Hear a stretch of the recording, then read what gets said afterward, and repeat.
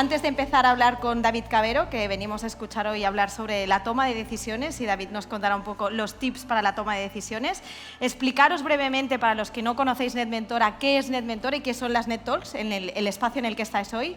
NetMentora no hacemos mentoring, empezamos siempre así porque sabemos que el nombre lleva un poco a la confusión. NetMentora somos una red de líderes de empresas, son espacios de intercambio de conocimiento entre empresarios, emprendedores y directivos. El objetivo para nosotros es hacer crecer nuestras compañías a través de la experiencia, ayudando a otras personas con la experiencia, pero también intercambiando experiencia con otras personas. El objetivo es crecer en red con la experiencia de unos y otros. Y hoy tendremos la oportunidad de compartir y entender un poco el expertise de David Cabero en el tema de las tomas de decisiones, para que todos aprendamos un poco de esta área que, como decía David, es importante para la vida en general. Antes de que le demos la palabra a David, me gustaría, bueno, estamos hoy en Imagine y no es casualidad que estemos aquí. Imagine se acaba de adherir a NetMentora como empresa socia. Con ellos compartimos esta doble inquietud que decíamos, el querer aprender y el querer ayudar a otros con la experiencia, pero además NetMentora nace con el objetivo de ayudar a crear empleo y desarrollo económico en los territorios a través de, pues esto lo que decíamos, el intercambio de conocimiento. Con la gente de Imagine compartimos también el foco en el impacto. Me gustaría pedirle a David Arranz, CPO en Imagine, que suba al escenario para explicarnos un poco qué es para ellos NetMentora y qué es lo que hacen en Imagine. Benvingut. Buenas, ¿qué tal? Hola, bienvenidos a todos. Un placer que estéis aquí en el Imagine Café. Permitirme 2 minutos solo o 2 segundos para dar las gracias a Isabel y a Lourdes, que están por aquí, que son del equipo, son las que mantienen el Imagine Café un poco vivo. Esto era una antigua sede de una oficina, de las más antiguas de Barcelona, y cuando salió el proyecto Imagine, pues desde Caixa nos la cedieron para crear un poco algo diferente, y esto es lo que pasa más o menos cada día aquí en Imagine, aparte de exposiciones, etcétera, ¿no? Recogiendo el guante sobre NetMentora, y cuando os conocimos y viniste a las oficinas y nos lo explicaste, pues estábamos parte del equipo directivo. Mira, deciros solo 2 cosas. El mundo en el que nos dedicamos nosotros, y aquí hay parte del equipo directivo de Imagine sentado entre el público, es un mundo muy abierto, hay muchísimos anglicismos, desde el mundo fintech, neobancos, neobrokers, y uno ya no sabe muy bien dónde está trabajando y qué está haciendo. Pero es un ejemplo y es un espejo de lo que pasa realmente con la tecnología y en el mundo actual. Es un mundo abierto donde sectores se meten en medio de otros sectores, ¿no? Y los bancos a día de hoy tienen que competir contra empresas que no son bancos pero que tienen una licencia y pueden coger un trozo del mercado de los bancos. Creo que NetMentora y la emprendeduría en general lo que da este espacio es que tanto lo que podemos aportar parte del equipo directivo, que pues hoy no nos incluimos 4 directores en NetMentora, es tanto poder explicar alguna experiencia, pero también es aprender y escuchar bastante, porque el mundo es así, ya no va tanto de fronteras, sino va de cruzarlas y de que unos que antes no eran competidores de repente se quedan con un trozo del pastel. Así que nada, estamos encantados de que hoy estéis aquí en el café y de empezar a aprender y a escucharos y en lo que se pueda ayudar, ¿vale? Un placer y muchísimas gracias. Gracias a ti, David. Y bienvenidos oficialmente a la red. Dicho esto, me gustaría pasarle la palabra a nuestro presidente, a Cristian Rovira, para que dé arranque a la sesión. Bé, moltes gràcies. Bueno, benvinguts aquí. Avui tenim una net talk amb la María José, la CEO de Dilo Consulting. Ella viu entre Barcelona, entre Madrid i entre Suïssa, no sé, Berna, Lausanne, i membre de la nostra xarxa. Pots pujar allà amb nosaltres, si us plau, si vols. I també tenim el David, que crec que la majoria de gent que hi ha aquí el coneix.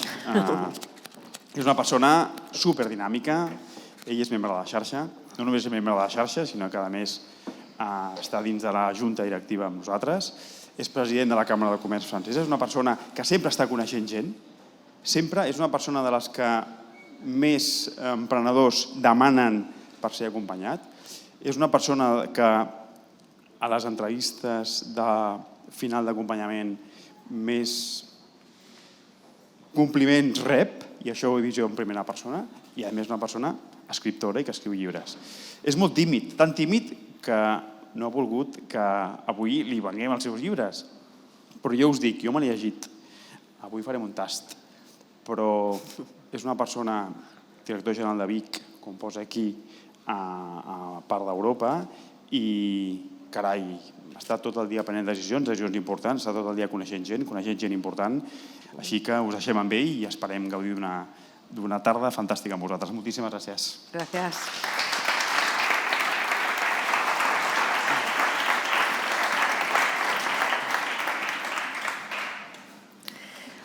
Pues muchas gracias a todos por estar aquí. Hablaré en castellano por el bien de todos. Estoy casada con un catalán, pero soy asturiana, entonces creo que no conviene que me pase al catalán. Felicidades, David. La verdad es que impresiona haber escrito un libro a alguien tan ocupadísimo como tú. Y lo primero que te quiero preguntar no tiene tanto que ver con el libro, sino con NetMentora. ¿Qué te ha llevado a ti a meterte en el lío también de estar en la junta de NetMentora? Bueno, primero de todo decir que con Cristian ya no hace falta que tenga mi tía, tengo mis primos aquí delante, que mi tía es mi principal valedora, pero ahora ya no...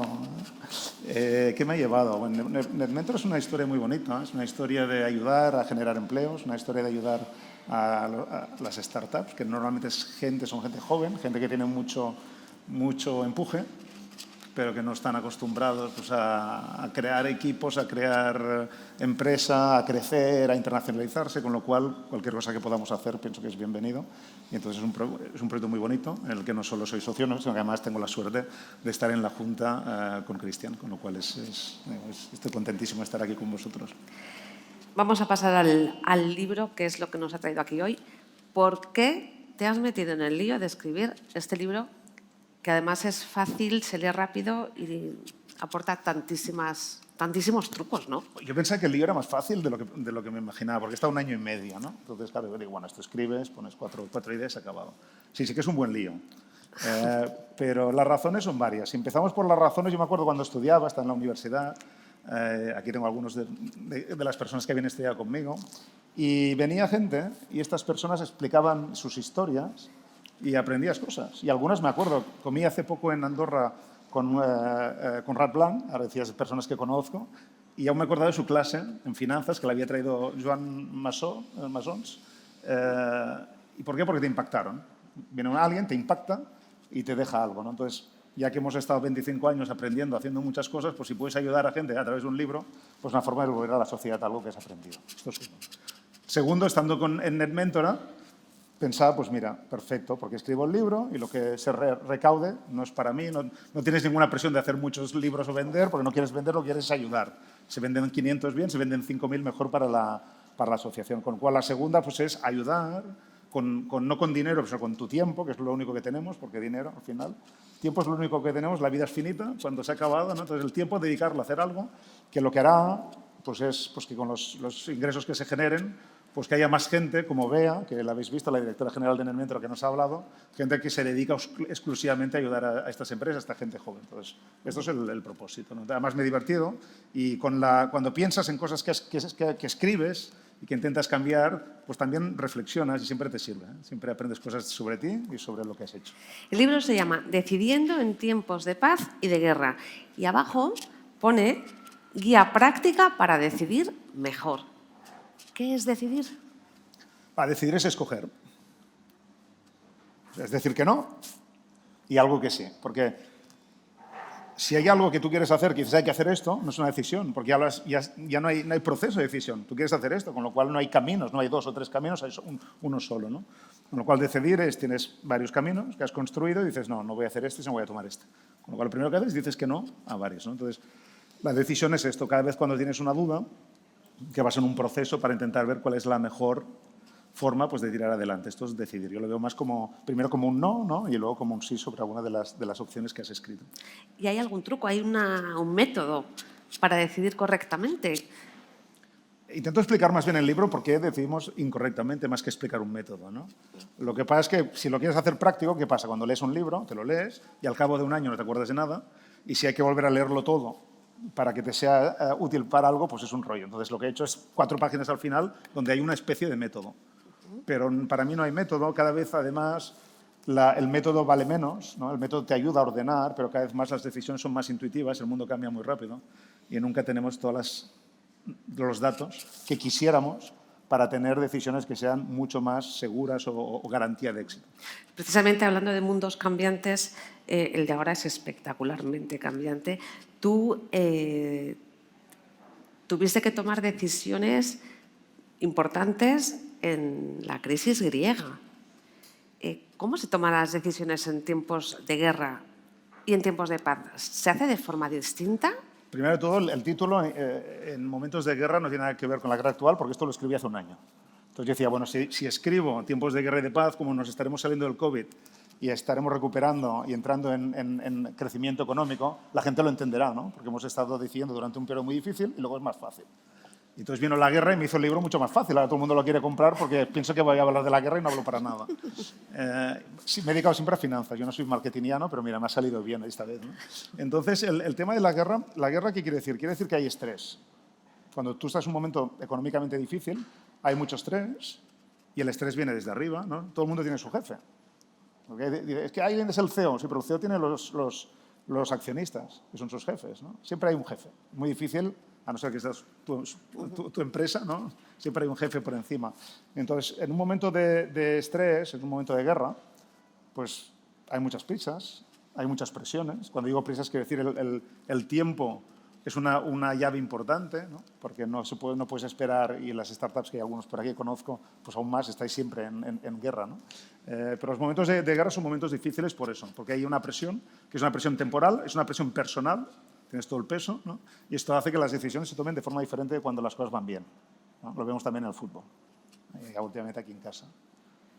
Cuando estás presionado, cuando hay que cambiar el equipo, las cosas van mal, pues es mucho más difícil que cuando todo va bien y cuando ganas en el último minuto, ¿no? Y de cualquier manera, ¿no?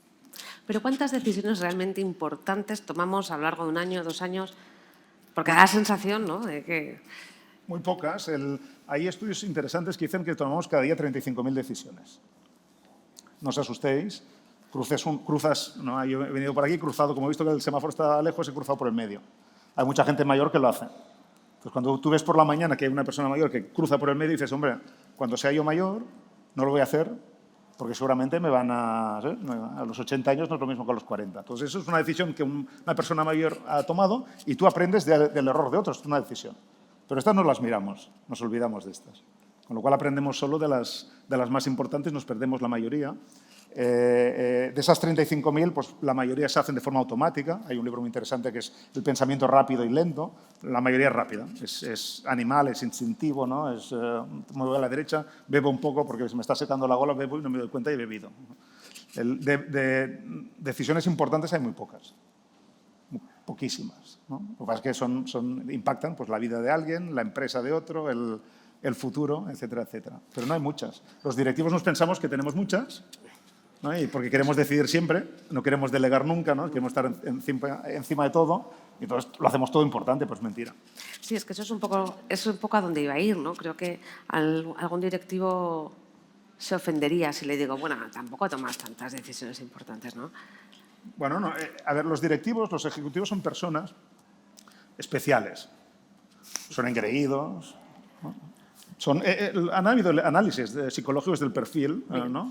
Hay mucho, perdón por la palabra, psicópata como directivo. ¿Por qué? Porque es gente, si no eres un poco raro, no puedes subir hasta arriba. Te matan, no llegas. O la gente que llega, y me aplico también es gente diferente, ¿no? Entonces es gente que piensa que siempre tiene razón, etcétera, etcétera. Con lo cual, si tú siempre tienes razón y los demás no, ¿qué haces? No les dejas decidir, decides tú, ¿no? Hay una parte muy interesante del libro en el que hablas de sesgos y dices que los sesgos son peligrosos a la hora o pueden ser peligrosos para tomar las buenas decisiones. ¿Cómo podemos tomar conciencia de nuestros sesgos? Eso no es fácil porque hay muchos que el sesgo. Voy a poner un ejemplo, ¿no? Cuando tú le das razón a tu jefe, pero se la das porque piensas que es mejor estar bien con tu jefe, eso es un sesgo. Porque tú te autoconvences, sí, tienes razón, tal, y voy a decir, tienes razón. Ya no estoy hablando de manipulación, de alguien que lo dice para ganar el favor. Ya no llego ahí, no.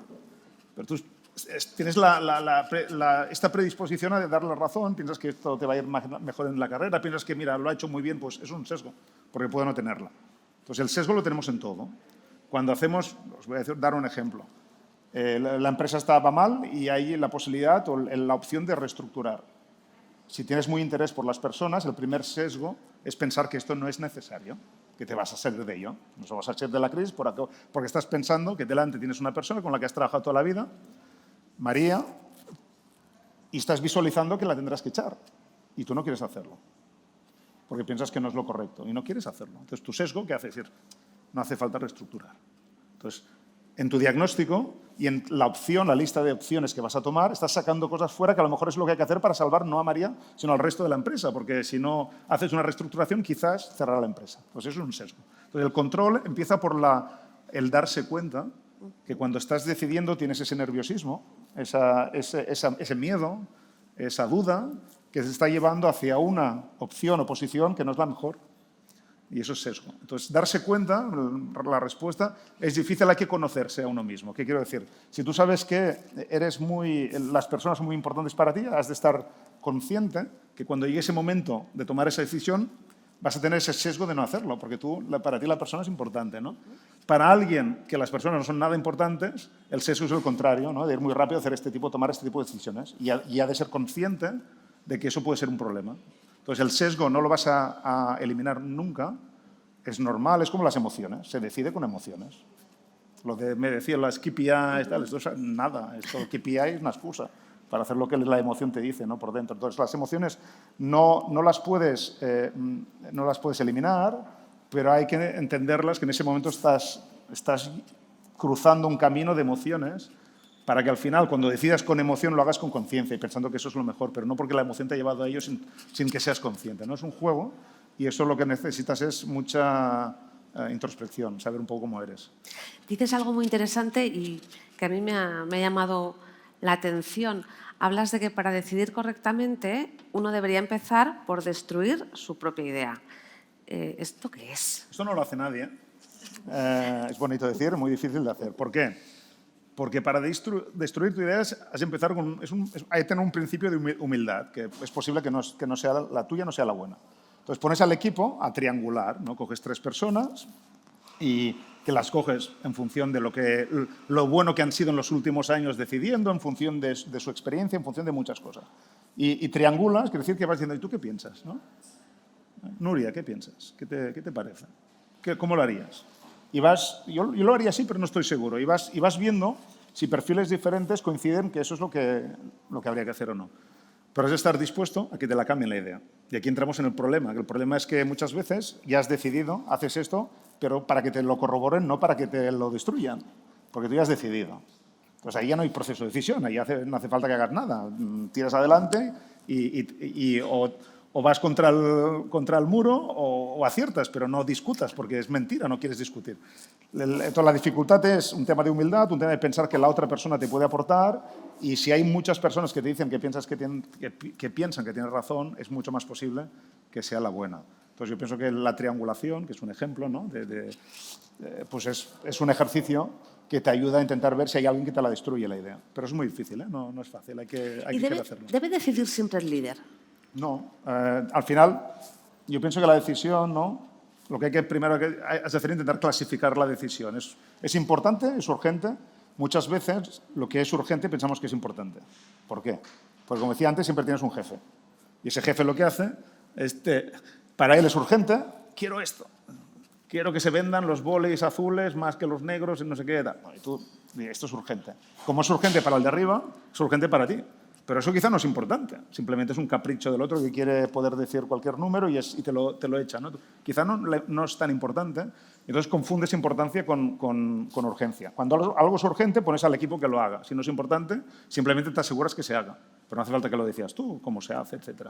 Si es muy importante, hay que ver si es urgente o no. Si no es urgente, te tomas tu tiempo.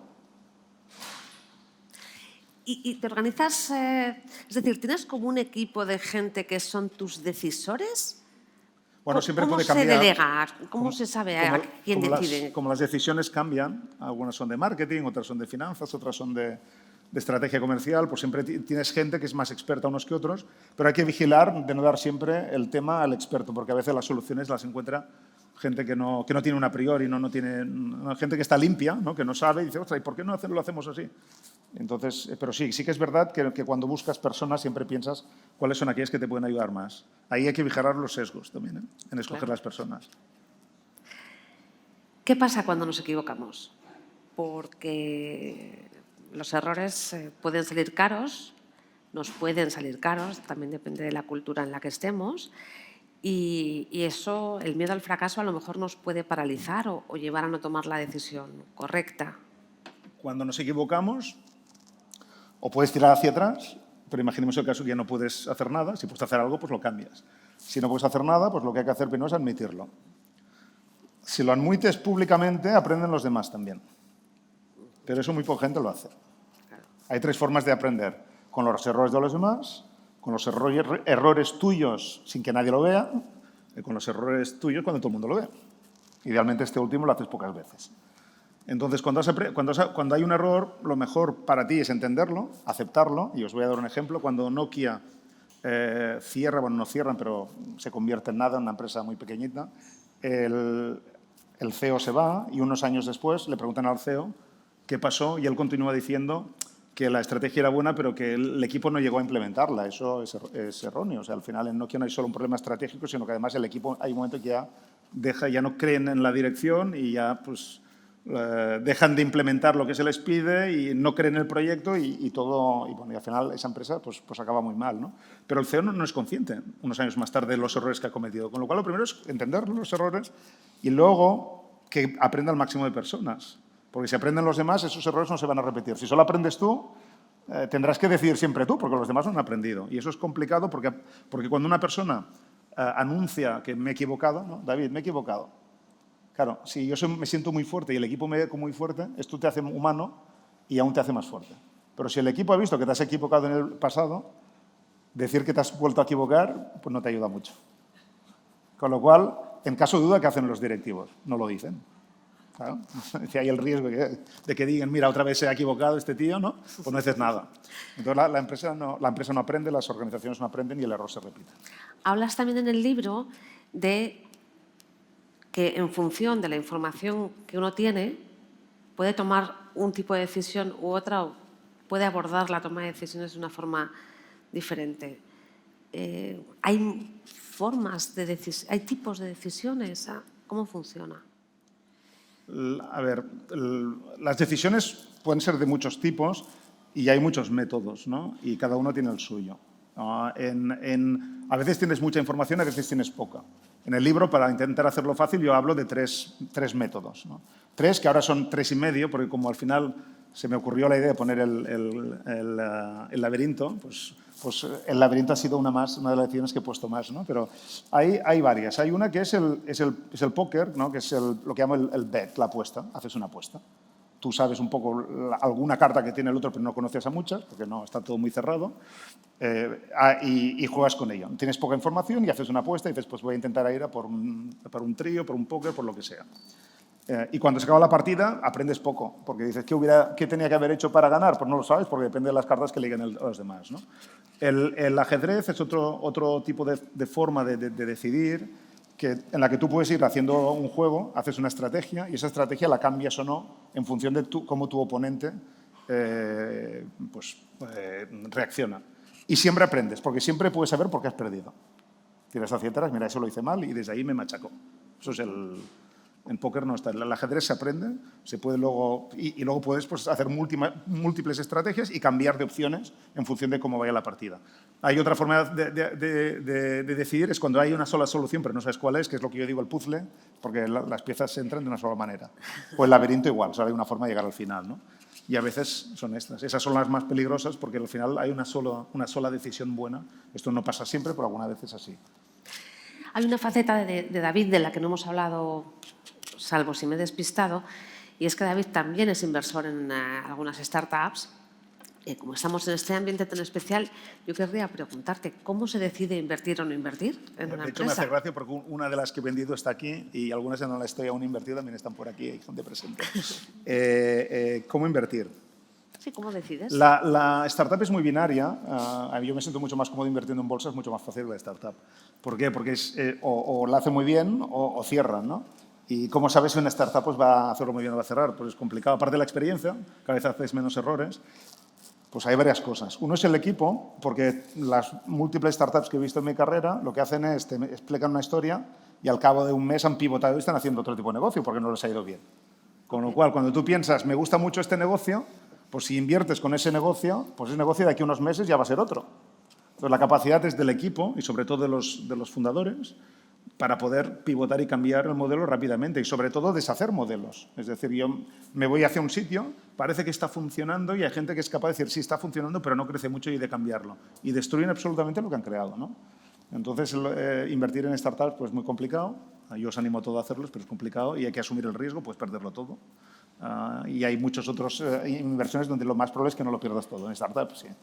Entonces, ¿cómo se decide? Pues hay bastante intuición, pero hay sobre todo esto, ver un poco la calidad del equipo, el modelo de negocio, pero de una forma muy global porque va a cambiar y no hay mucho más. No sé, la fórmula no hay. Si lo hubiera encontrado, os lo diría, pues no hay fórmula. Esto es lanzarse también.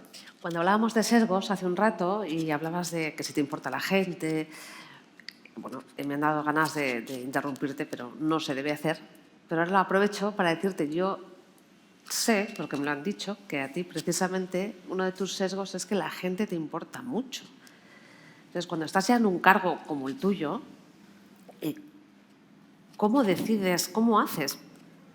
¿Tomas decisiones de negocio, tomas decisiones de personas, las mezclas? ¿Cómo te liberas de tu sesgo? A ver, los líderes, los ejecutivos, los líderes que funcionan bien a muy largo plazo tienen 4 o 5 características. Deben saber crear una visión para su equipo. Deben saber comunicarla pues, para generar ese compromiso, ¿no? Que la gente tire.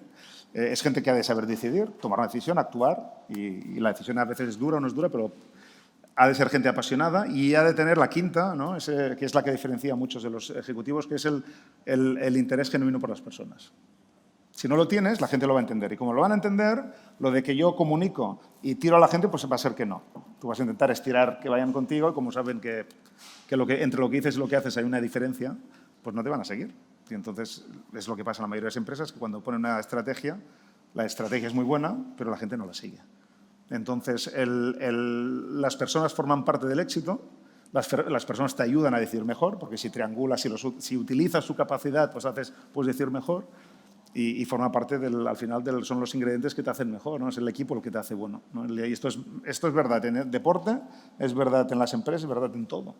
Entonces, las personas son muy importantes. Terminas el libro dando un útil que se llama La caja de herramientas. Es una especie de decálogo, un decálogo como de 15, pero bueno. Bueno, dije decálogo, pero puse unas más.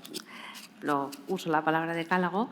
De esas herramientas que propones, ¿se te ocurre una o dos que son indiscutibles? Es difícil decir cuál, pero es muy importante no pensar que tu idea es la mejor y que al final siempre tienes razón. Si eso lo interiorizas, entonces cuando utilizas a las personas, te dan feedback, triangulas. Si te has equivocado, dices, me he equivocado, haremos esto. Pues eso es una simplificación de todo lo que digo, pero eso es la base. Porque si tienes un buen equipo, tienes todo el proceso, tienes un diagnóstico, las opciones, pero tú ya has decidido y eres un cabezota, pues todo el resto te sirve para poco, ¿no? Entonces, yo lo que diría es que hay que coger solo una, es esta. Pues yo creo que lo vamos a dejar por aquí porque hay mucha gente. Además, habéis enviado algunas preguntas antes del encuentro de hoy. De esas preguntas he hecho una pequeña selección para no quitaros la palabra porque me parecía un poco feo. Un momento teletienda, porque ya que el dinero va a ser para NetMentora, pues aprovechamos. Está en Amazon. Se lee fenomenal. Es chulísimo y encima es por una buena causa. Yo no digo más, para no presionar. Entre las preguntas que habéis hecho vosotros, si os parece, he elegido 2 o 3 y luego os pasamos el micrófono porque seguro que sobre la marcha se os han ocurrido cosas interesantes. Una muy sencilla, que creo que no es tan sencilla al final. ¿Cómo saber si la decisión que has tomado es la correcta? Hay veces que el resultado es claro, pero eso solo a veces. ¿Por qué lo digo? Porque a veces tomas una decisión, pero pasan otras cosas y el resultado es bueno, pero no por tu decisión. Voy a poner un ejemplo en fútbol que lo van a entender todos. Es fácil que si lo... Tienes un equipo, vamos a suponer que es un equipo con Messi. Y marcas 5 goles. Te meten 4. Tú has ganado. Has cambiado a los defensas en la media parte. Estabas ganando 5-0, ¿no? O estabas ganando, no estabas ganando, estabas empatando, cambias a los defensas y te hacen 4 goles. ¿Ganas por qué? Por Messi, pero no por los defensas que has cambiado, que te has equivocado. Tú has ganado, pero la decisión no ha estado buena. Esto que es tan simple, pues esto lo aplicáis, veo aquí gente de marketing a precios, subo precios y digo, hay el riesgo, ¿no?, de que pierda cantidad porque he subido más, ahora que estamos en un momento de inflación, que mis competidores. Y resulta que no pierdes ninguna unidad, vendes lo mismo que el año pasado. ¿Pero qué ha pasado? Que por el tema de China, tus competidores no tienen stock en el punto de venta. Con lo cual no es que has hecho bien de subir precios porque no has perdido nada, pero quizás a la que estos productos vengan de China y hayan competidores realmente en el lineal, tú no vas a vender. Entonces, ¿por qué lo digo esto? Porque a veces hay esa casualidad o causalidad y hay que entender si la decisión y el impacto hay una causalidad o es una simple casualidad, ¿no? Entonces, esto que es tan simple, en el mercado de los negocios no es tan fácil separarlo. Entonces, a veces está claro que has acertado, a veces te piensas que has acertado, pero es de churra, y a veces está tan claro que la has cagado que ya no hace falta decir nada, te escondes, ¿no? No dices nada. Dices que ha dicho el otro, que es lo peor. Claramente el tema de los sesgos suscita muchas preguntas. ¿Cuánto influye nuestra personalidad en la toma de decisiones? Y la siguiente, por agrupar, vamos. Siempre es difícil decidir, pero ¿cómo ser objetivo ante un conflicto o una situación muy difícil? Has hecho muchas preguntas. La primera, la de la personalidad. Sí. Una personalidad son emociones, ¿no? Hay una parte mucho más estructurada y científica y la parte emocional, con lo cual, en función de tu personalidad pues, y tus emociones, te va a impactar. Y para hacerlo muy simple, hay gente que el riesgo no es un problema y son muy... ¿no? Aquí seguro que hay unos cuantos, ¿no? Toda la gente viene del mundo de las startups y si hay aversión al riesgo muy mal, con lo cual no os importa, tomáis riesgo y eso es tu personalidad. Hay gente que el riesgo es un problema y le cuesta más, con lo cual ahí la personalidad le va a impactar. Luego, la personalidad tuya, pero también la personalidad del jefe y la personalidad del equipo, no solo la tuya, ¿no? Con lo cual, la personalidad es la tuya, pero también es la de los demás que están en el ecosistema que va a decidir, ¿no? Pero sí que es verdad que hay que conocerse, porque en función de cómo eres, pues eso te va a limitar. Hay cosas que no vas a decidir o te va a hacer más, te va a costar mucho más decirlo. Eso lo que hay que ser es ser consciente. Si eres consciente, se puede trabajar. Si no eres consciente, pues... Te vuelvo a hacer la segunda pregunta porque sé que te había bombardeado demasiado. Siempre es difícil decidir, pero ¿cómo ser objetivo ante un conflicto o situación difícil? Tienes que reestructurar. ¿Cómo decides si me despides a mí o a una que es igual? Ser objetivo no se va a ser nunca objetivo. Con lo cual, si alguien dice hay que ser objetivo, olvidaros. No se es objetivo. Lo que pasa es que es muy diferente que haya subjetividad en todo el análisis, ¿no? El análisis de la situación, las opciones, la decisión final. Claro, si eres subjetivo en todo, pues va a ser complicado, pero olvidaros, decir, es que voy a hacer algún proceso que me va a ser objetivo. Eso no es verdad, porque somos personas y decidimos con todos nuestros sesgos, con todas nuestras emociones, con nuestros miedos. ¿Y la cultura de la empresa? ¿Cuánto influye? La cultura de la empresa es muy importante, sobre todo en tiempos difíciles, pero siempre, ¿por qué? Porque esto lo ves ya con la cultura del país. Decimos la empresa, la del país, ¿no? Hay culturas muy autocráticas y ahora estamos en conflictos y podéis imaginaros las culturas de los países en conflicto. Pues eso lo que hace es las personas que viven en ese país, la forma de liderar, el modelo. Hay un modelo cultural desde que has nacido y que es el que es. No es lo mismo haber nacido en Rumanía, en Francia, en España o en Rusia, por poner ejemplos. Podemos hablar de China, podemos hablar de otros países. Luego, esa cultura personal que te viene del país queda impactada, ¿no?, por la cultura de la empresa. Entonces, hay empresas donde son muy abiertas, empresas mucho más de decisión vertical. Claro, si tú estás en una cultura de decisión vertical y te dicen cread y imaginar, lo primero dices, sí, pero yo voy a crear, pero al final que van a decidir lo que quieren. Entonces, ¿yo para qué voy a crear, no? Entonces, la cultura impacta mucho, porque lo que hace es predisponer a tu gente, de una forma o de otra, porque si es una cultura, de discusión y de una cultura muy abierta, pues esto va a ayudar a la discusión, a la triangulación. Si es una cultura muy cerrada, pues eso te va a limitar en cómo vas a trabajar con el equipo. Con lo cual, la cultura es muy importante y la cultura lo que hace es, te da el setting, ¿no? Te da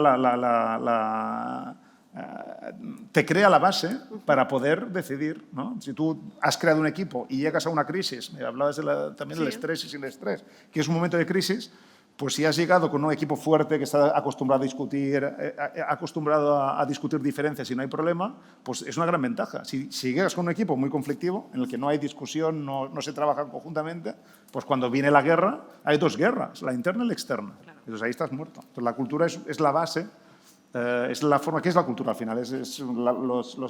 Los comportamientos, es la forma de cómo discutimos nuestras diferencias, los rituales, lo que aceptamos, lo que no, y eso es la base para poder hacer trabajar el equipo.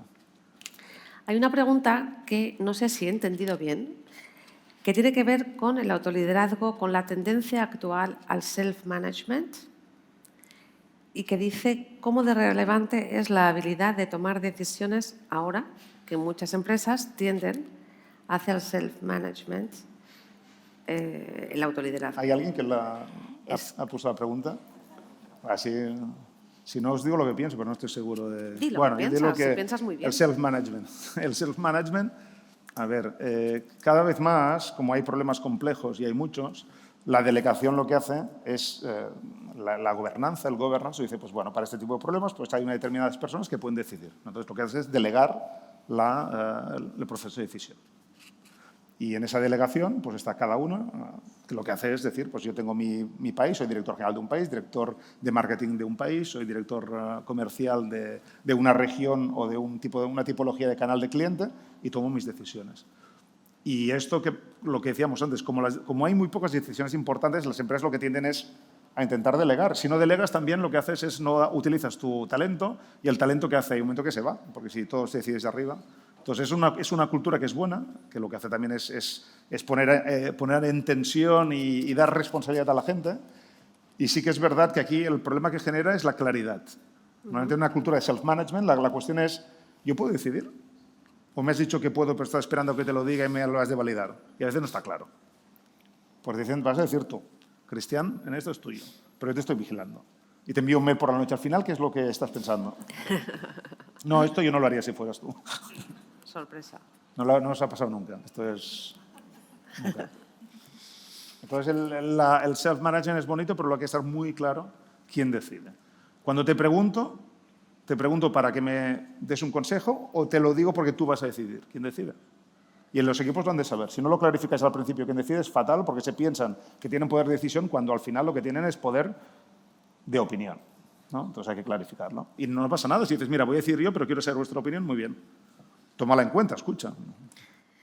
Te voy a hacer la última pregunta porque quiero que hablen ellos, aunque es una pregunta del público. ¿Cómo responder a necesidades importantes por encima de la urgencia diaria? ¿Por encima de la urgencia del día a día? Sí.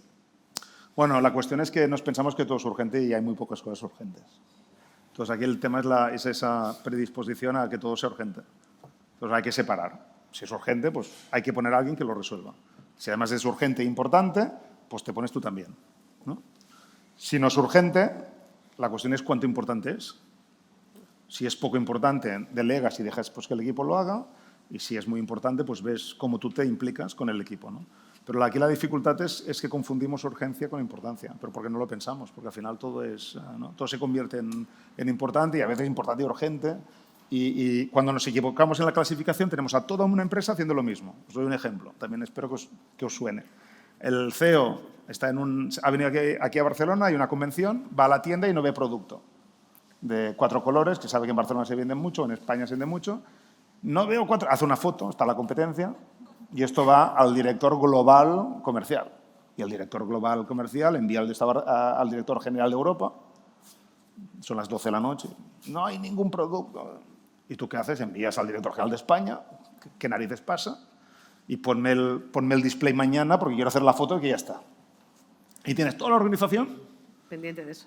Trabajando durante una semana para algo. Es urgente, es importante. Bueno, como si es urgente para el otro, pues además yo le pongo el texto que además es importante. ¿Y a quién le importa si en Carrer Pelay 22 hay un display o no de 4 colores? Está muy bien, pero esto no va a cambiar la cifra de negocio de España, ¿no?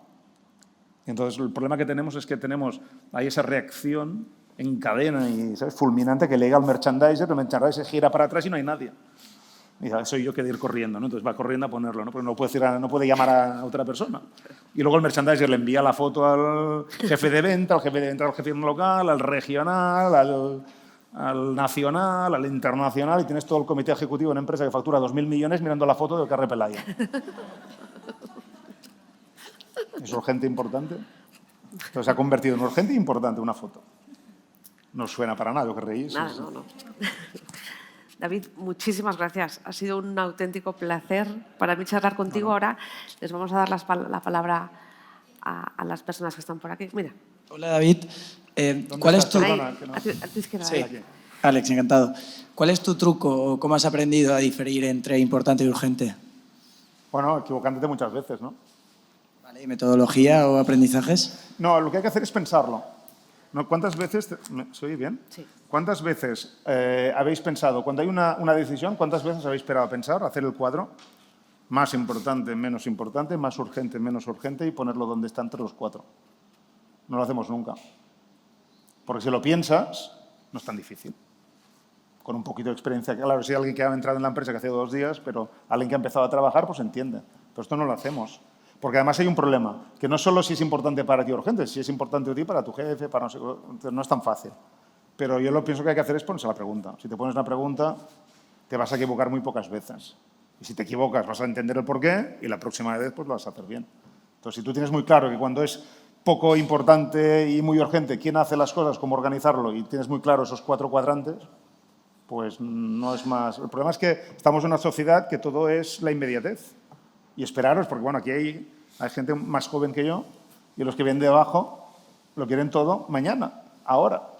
Entonces aquí la urgencia ya no es porque claro, además vive en un mundo, y no es una crítica, vive en un mundo del metaverso, que ahí puede ser todo inmediato, ¿no? Enviar un 4 colores aquí pues puede tardar un poco, porque ¿cómo se llama? El centro de distribución lo tienes en Madrid, hay que pasar el pedido, alguien lo ha de montar, pero la gente vive en un mundo en que todo es mañana y cada vez más. Entonces aquí es un tema de reflexión. Y también pensar el coste, porque si tú para tener toda la organización haciendo una tontería no te das cuenta del coste, pues no vas a cambiar. Cuando te das cuenta que todo, vas a la oficina que tenemos en Sant Just y estás ahí y ves que toda la gente está mirando con el puñetero display de 4 colores, pues te das cuenta que ese display te ha costado una fortuna. Entonces es dar importancia a situar bien la decisión, a clasificar bien la decisión antes de poner que el equipo trabaje en ella. Una pregunta. El otro día estaba mirando una serie y salía una persona de éxito que estaba cenando con su pareja y la pareja le decía, oye, tenemos mucha suerte. Y él le contesta, dice, no, hemos tomado buenas decisiones y por eso tenemos éxito. Entonces, primera pregunta, ¿tú crees que es así? ¿La gente tiene éxito porque toman buenas decisiones? ¿Es lo que caracteriza a alguien? Y la segunda, que está un poco relacionada, al final tú quieres personas en tu organización que sepan tomar buenas decisiones. ¿Cómo identificar gente, por ejemplo en una entrevista, que sepa tomar esas buenas decisiones? Vale, si me olvido de la segunda, te la vuelvo a preguntar, ¿eh? Pues eso es truco, tengo 2 preguntas truco. A ver, la primera, me ha chafado el prólogo del libro. El prólogo, además sí que aún no lo has leído, con lo cual, el prólogo del libro habla de 2 cosas, el éxito en la vida, en general, personal, profesional, es la suerte y tomar buenas decisiones, cada vez mejores. La suerte va y viene. ¿Y la suerte qué quiero decir? Para quedar claro, tú tienes un negocio de agricultura y durante 3 años no llueve, eso es mala suerte. Luego puedes haber tenido un seguro y que te cubra algo, pero eso es mala suerte, no tienes ninguna culpa. Y al contrario, ¿no? Tú tienes un Imagine Café y te abren una escuela delante, por decir algo, y tienes la tira de niños, los padres viniendo y eso es suerte. Luego, si por la mañana tienes croissants, al mediodía pones comida para los de segundo de bachillerato que no quieren comer en la escuela y vienen a comer el bocadillo. Por la tarde, los padres y madres que traen los niños a extraescolares, ¿no?, vienen a hacer el café o la cerveza. Pues eso no es suerte, eso aprovechas, hay una buena decisión con una suerte que has tenido, que te ha venido, que te han hecho el colegio delante. Entonces, aquí la cuestión primero es separar las 2. ¿Qué pasa? Que cuando tienes éxito, ¿qué dices? He tomado una muy buena decisión. Y cuando no tienes éxito, ¿qué dices? He tenido mucha mala suerte, ¿no? Entonces, ¿qué pasa? Que no lo separas y no lo clarificas. Pero la suerte es la que es, a veces tendrás buena, a veces mala. La gente que te dice es que tengo tanta mala suerte, me han echado 15 veces, ¿no? Aquí no sé qué, el otro jefe era un no sé cuántos, el otro... Algo pasa. No puedes tener mala suerte toda la vida. No conozco a nadie que haya tenido mala suerte toda su vida.